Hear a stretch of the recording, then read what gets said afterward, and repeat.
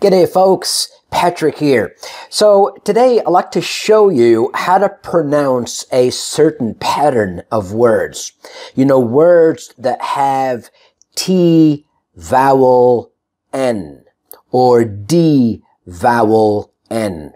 Okay, so I have 4 categories for you to look at. I'm going to put those categories up on the screen for you to see.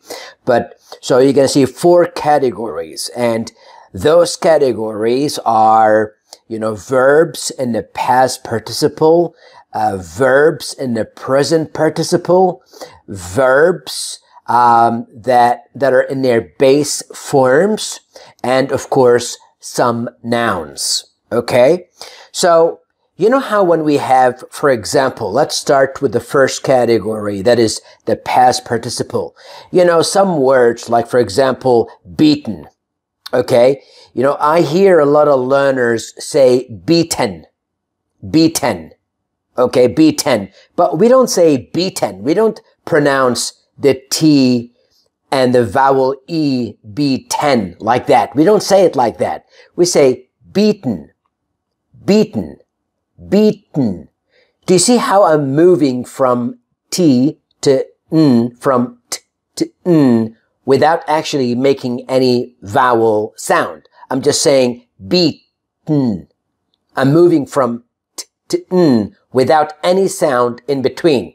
Okay? So very little sound. Beaten. Beaten. Next one is bidden. See? Not bidden. Bidden. I say bitten. Not bitten, bitten. I say chidden, chidden, eaten, forbidden, gotten, hidden, written. Do you see? So it's a very useful sound because we have a lot of words like that. As you can see from the other category, this is present participle. You know how I use ing. So I say, for example, writing, okay, or hating, or waiting, or writing, or setting, or putting, or betting. You know, all those ing endings. I don't need to say ing. I'm not saying it's wrong to say hating, or meeting, or writing. I'm not saying it's wrong to say it like that. I mean, that's how people say it. But some native speakers actually do not say the G. They omit, they delete the G. No G. And so they only say that the T and the N without worrying about the I in the middle. So that means instead of saying writing, you say writin'. Instead of saying hating, you say hatin'. Instead of saying waiting, you say waitin'. Instead of saying riding, you say ridin'. Ridin'.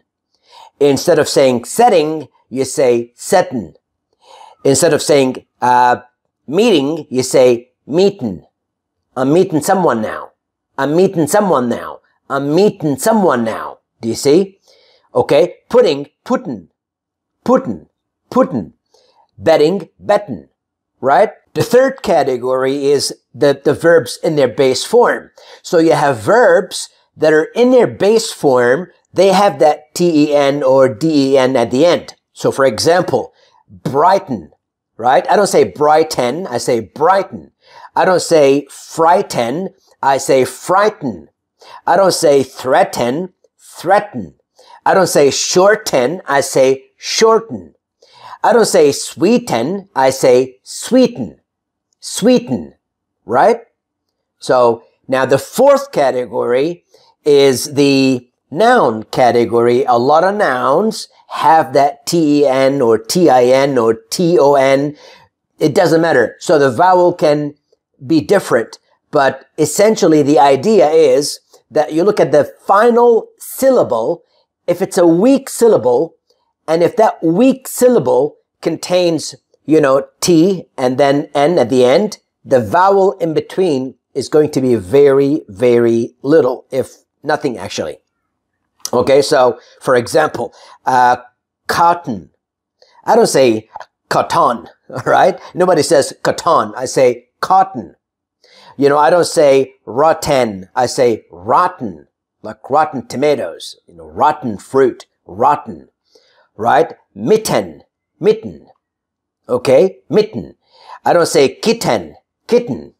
Lovely kittens, right? Kittens. All right? I say button. I don't say button. I say buttons.